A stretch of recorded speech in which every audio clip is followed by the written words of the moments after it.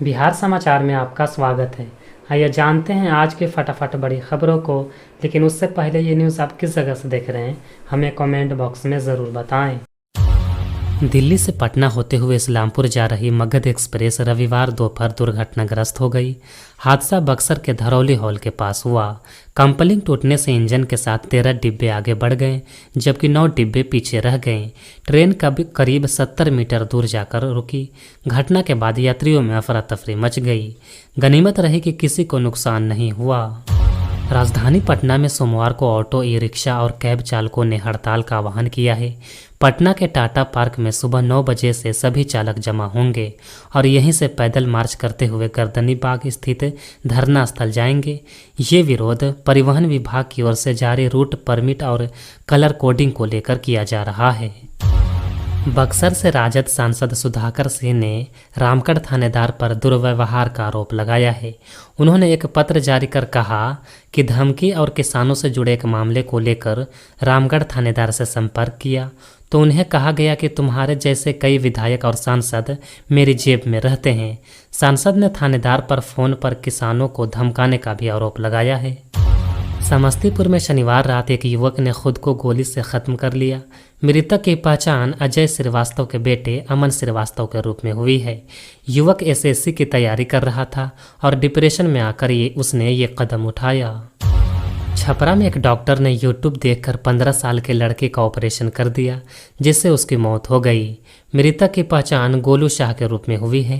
पेट दर्द की शिकायत होने के बाद उसे गांव के एक निजी नर्सिंग होम में भर्ती कराया गया था, जहां डॉक्टर ने उसके परिवार की अनुमति के बिना पथरी का ऑपरेशन कर दिया। अब यात्रा करे अंतोगत्वा मिलेगा लड्डू। केंद्रीय मंत्री ललन सिंह ने तेजस्वी के बिहार यात्रा को लेकर निशाना साधा है। उन्होंने कहा कि यहां किसी के यात्रा पर कोई रोक नहीं है, लेकिन इससे कुछ होने वाला नहीं है। उन्होंने राजद के साथ 2 बार सरकार बनाने को लेकर भी पार्टी की गलती मानी।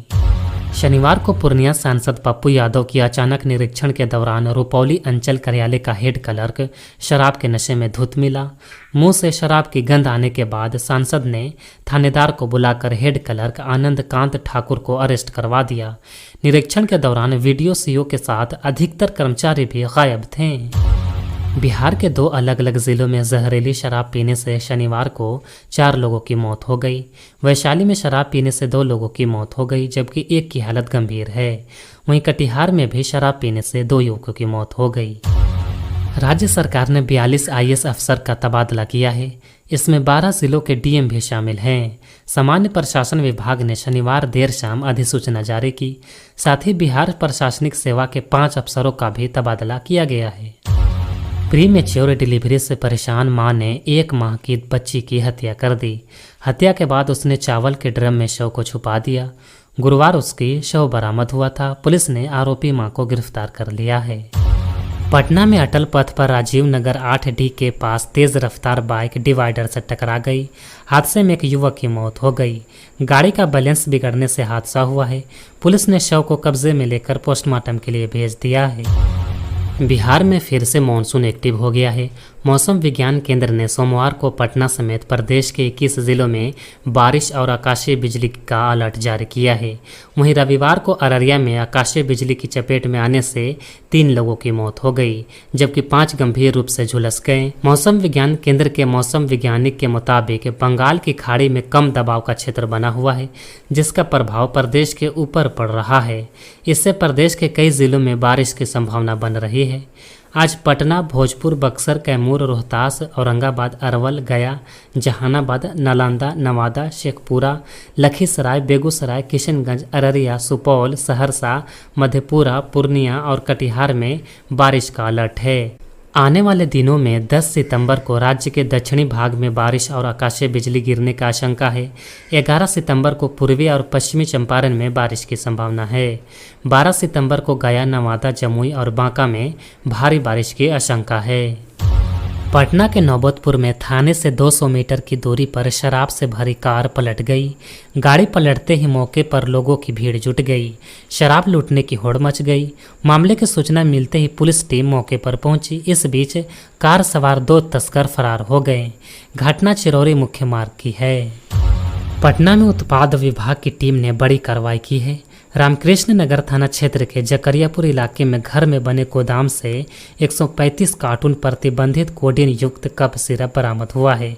जब्त सिरप की अनुमानित कीमत करीब 50 लाख रुपए है। समस्तीपुर में बीपीएससी से चयनित अभ्यर्थियों की जगह फर्जी शिक्षकों की नियुक्ति की गई है। शिक्षा विभाग में कार्यरत कर्मियों की माने तो काउंसलिंग के दौरान हेराफेरी कर फर्जी बहाली की गई है। बताया जा रहा है कि जिले में फर्जी तरीके से बहाल 12 शिक्षक फरार हैं।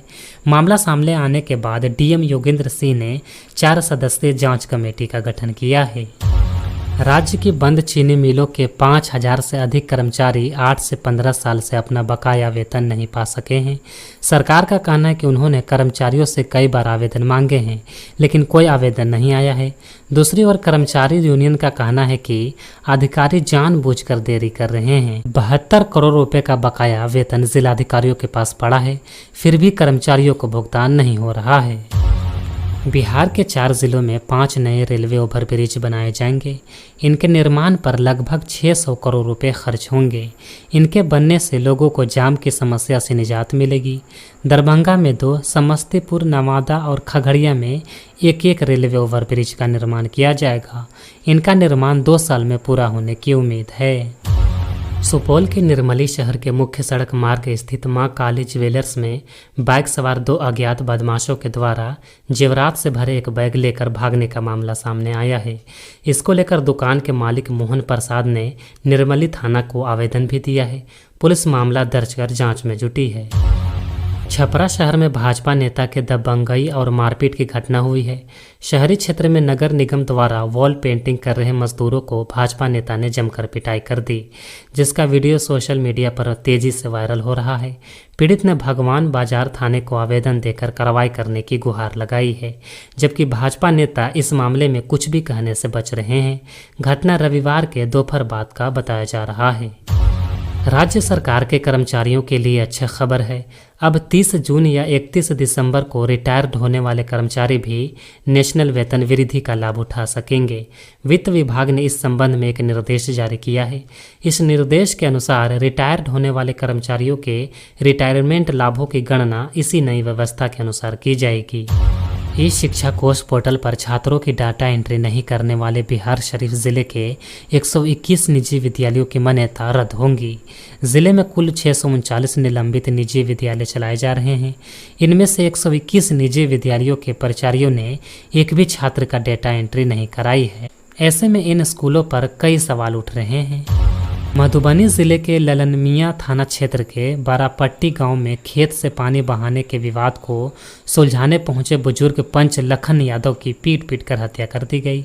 विवाद सुलझाने के दौरान दोनों पक्षों के बीच मामला अचानक बिगड़ गया, जिसके बाद एक पक्ष के लोगों ने पंच लखन यादव पर हमला कर दिया, उन्होंने मौके पर ही दम तोड़ दिया। लखन यादव बारापट्टी गाँव के निवासी थे।